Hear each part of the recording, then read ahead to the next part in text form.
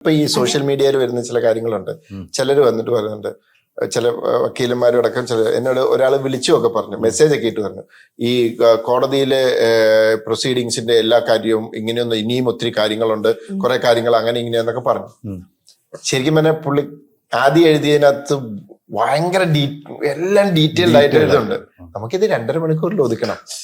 അപ്പോ അതുകൊണ്ടാണ് ഓർക്കുന്നുണ്ടോ, നമ്മുടെ ഇന്റർവ്യൂവിന്റെ തുടക്കത്തിൽ പ്രൊമോഷൻ ഇന്റർവ്യൂവിൽ പറഞ്ഞു 60 or 70% പ്രൊസീജിയേഴ്സ് ഞങ്ങൾ ഫോളോ ചെയ്തിട്ടുള്ളൂ, 30 സിനിമാറ്റിക് ആയിട്ട് ഞങ്ങൾ വിട്ടു എന്ന് പറഞ്ഞു. അതാണ് ഈ ആദ്യം വായിച്ചപ്പോ ഉണ്ടായിരുന്ന പ്രശ്നം. ഇത് കടൽ പോലെ കിടക്കുക.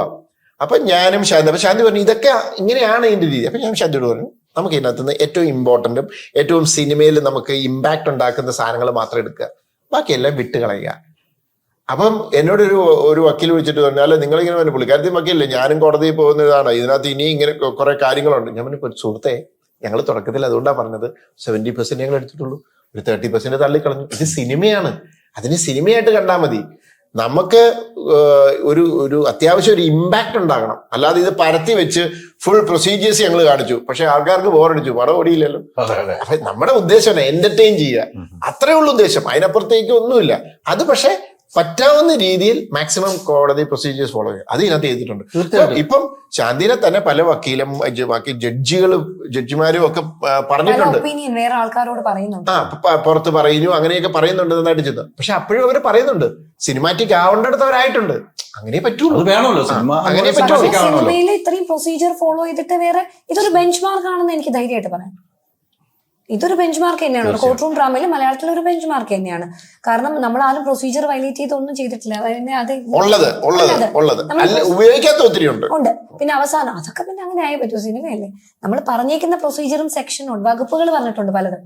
ഇപ്പൊ ഉദാഹരണത്തിന് പറയാം, മറ്റേ മൈക്കിളിന്റെ ക്യാരക്ടറിനെ വിളിച്ച് അതിന്റെ 330 എന്ന് പറഞ്ഞിട്ടുണ്ട്. എനിക്കത് ആദ്യമായിട്ടാ ഇവന് നിർത്തി. ആദ്യം ശാന്തി അവിടെ ഇല്ല. അപ്പൊ ഞങ്ങള് മേക്കപ്പ് ചെയ്യാൻ പോയ സമയത്ത് ഞാൻ നേരെ കൂട്ടിക്കയറ്റി നിർത്തിയിട്ട് ഷൂട്ട് ചെയ്തു. ചാന്തി വന്നിട്ട് പറഞ്ഞു, അയ്യോ സാറേ ഇത് തെറ്റാ, കൂട്ടിലല്ല താഴെ നിർത്തി ചോദിക്കാവുള്ളൂ. ഇപ്പൊ ഞങ്ങൾ റീഷൂട്ട് ചെയ്തു. അപ്പൊ താഴെ നിർത്തി.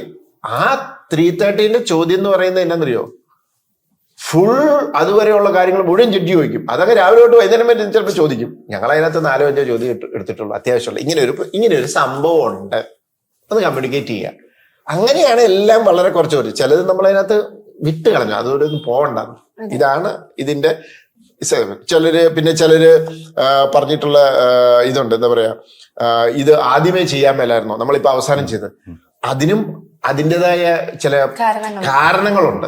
നമുക്ക് വേണ്ടി ആദ്യം ഇത് പോലീസ് ഈ പറഞ്ഞ പോലെ ഇതിനകത്തൊരു അഭ്യാസം കാണിച്ചു, പിന്നെ ഇത് കൊണ്ടുവരുന്നതിനകത്തെ ചില പ്രശ്നങ്ങൾ, പിന്നെ ബാക്കി ഡിഫൻസിന്റെ എവിഡൻസ് കൂടെ കണ്ട ശേഷം, അതൊക്കെ ഞങ്ങൾ ഡിസ്കസ് ചെയ്താൽ. ഞാൻ ഇത് ആദ്യമേ ഡിഫൻസ് കൂടെ എവിഡൻസ് ഒക്കെ കണ്ട ശേഷമാണ് ഇത് ഓരോ വക്കീലന്മാർക്ക് ഓരോ രീതികളുണ്ട്, അങ്ങനെയാണ് ഇത് ചെയ്യുന്നതെന്ന് പറഞ്ഞപ്പോൾ ഞാൻ കൺവിൻസ് ആയി. പക്ഷെ അതിനെല്ലാം ഞാൻ ഇരുന്നുകൊണ്ട് ലോജിക് ക്ലിയർ ചെയ്യാൻ ഉത്തരം പറയാൻ പോയാല് ഈ സിനിമ ഞാൻ സീരിയസ് ആയിട്ട് ഇറക്കേണ്ടി വരും.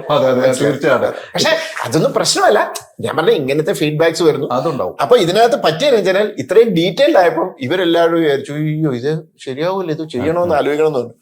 അന്നേരം ഞാനിതെല്ലാം കേട്ടു. എനിക്ക് അപ്പോഴേ അറിയായിരുന്നു ഇത് പാക്ക് ചെയ്യാനുണ്ടെന്ന് എനിക്കറിയായിരുന്നു. അന്നേരം ശാന്തി പെട്ടെന്ന് ഇതായി. പിന്നെ ഞങ്ങളത് ഞാൻ സാറിനോട് ചോദിച്ചു, സാറേ ആർ യു കോൺഫിഡന്റ് പറഞ്ഞോ, അല്ലെങ്കിൽ ഞാൻ ഈ പരിപാടിക്ക് ഇറങ്ങിത്തിരിക്കുമോ, എനിക്കറിയാം ഇത് എങ്ങനെ എടുക്കേണ്ടതെന്നുള്ളത്, എനിക്ക് വ്യക്തമായ ഐഡിയ ഉണ്ട്. പിന്നെ ഞങ്ങൾ പലതും എഴുതി വെക്കുമ്പോൾ ഡയലോഗ്സ് ഉണ്ടെങ്കിൽ പോലും അതങ്ങനെ അല്ല കാണിക്കുന്നതെന്നുള്ള ബോധം എനിക്കും ഉണ്ട്. ഇപ്പൊ ഞാൻ ചിലപ്പോൾ എഴുതി വെക്കും ഇതിങ്ങനെ, സാറ് പറയും അത് ഞാൻ എടുത്തോളാം, അത് എനിക്കറിയാം പണി, താൻ അത് എഴുതിക്കോ. നമ്മൾ സാറേ എഴുതിയാലോ അത് എടുക്കുന്നില്ലല്ലോ, അത് ഇങ്ങനെയല്ലേ കാണിക്കുന്നത്, അത് കുഴപ്പമില്ല, താനത് നോക്കണ്ട, അത് ആ പണി ഞാൻ ചെയ്തോളാം, താനത് ചെയ്താൽ മതി. അപ്പൊ ഈ സ്ക്രിപ്റ്റ് വായിക്കാൻ കൊടുക്കുമ്പോ ഇവര് മേക്കിങ്ങിന് ഇതെങ്ങനെയാ വരുന്നതെന്നുള്ളത് എനിക്കും സാറിനും ഒരു ധാരണയുണ്ട്. സാർ എന്താ ചെയ്യാൻ പോകുന്നതെന്ന് എനിക്കറിയാം, ഞാൻ എന്താ ഉദ്ദേശിക്കുന്നതെന്ന് സാറിന് മനസ്സിലായി.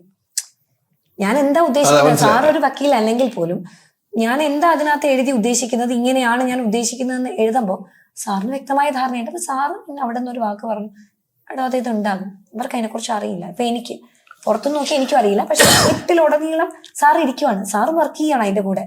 ഇതിലെ പല കോർട്ട് സീൻസിലെ ചോദ്യങ്ങളില്ലേ, ആ സാക്ഷികളെ വിസ്തരിക്കുന്നത്, അതൊക്കെ സാറാ വർക്ക് ചെയ്തത്. അല്ല അത് മറ്റേ സാക്ഷികളെ വിസ്തരിക്കുന്നത് ഫ്രണ്ട്സിനെ വിസ്തരിക്കുന്ന പോർഷൻ സാറാ ചെയ്തത്. അപ്പൊ ആദ്യത്തെ ഞാൻ വിസ്താരത്തിന്റെ ആ ലൈനും ആ ചോദ്യം പിന്നെ ഒരു സാധനം മറ്റേ പക്ഷെ തിയേറ്ററിൽ അതിന് കൈഡി കിട്ടിയത്. ഞാൻ പറഞ്ഞു മറ്റേ ഇത് വന്നപ്പോഴത്തേക്കും ഞാനിപ്പോ ഈ കോടതി പറഞ്ഞത് നിങ്ങൾ കേട്ടിട്ടുണ്ടെന്ന് പറഞ്ഞു. ഞാൻ അങ്ങനെ പറഞ്ഞു. അപ്പം എന്നോട് അത് പറഞ്ഞു അങ്ങനെ സാധാരണ അത് ആരും ചെയ്യില്ല. ഞാൻ പറഞ്ഞു നമുക്ക് ചുമ്മാ കേട്ടാന്നേ, സിനിമയിൽ പുള്ളി ടെക്നിക്ക് യൂസ് ചെയ്തു. അപ്പൊ പറഞ്ഞു അങ്ങനെയാണെങ്കിൽ ഇങ്ങനെ ഒരു ഡയലോഗ് കൂടെ ആഡ് ചെയ്യണം, ഫോർ നോട്ട് പെർമിഷൻ എന്ന് പറഞ്ഞു. ജഡ്ജിന് പോയിട്ട് അങ്ങനെ ചെയ്യാൻ പാടില്ല. പക്ഷെ നമ്മളവിടെ സിനിമാറ്റിക് ആയി, മനസ്സിലായി. അങ്ങനെയുള്ള ചില അഭ്യാസങ്ങൾ. നല്ല ചേഞ്ച് ആണ് നോക്കുന്നതെങ്കിൽ മൈജി തന്നെ പോണം. ലാപ്ടോപ്പ് വിൽപ്പനയിൽ കേരളത്തിൽ നമ്പർ 1 ആണ് മൈജി ഫ്യൂച്ചർ. ചേഞ്ച് ആകും, വേറൊരു range ആകൂ. Neetu's Academy, India's #1 language academy.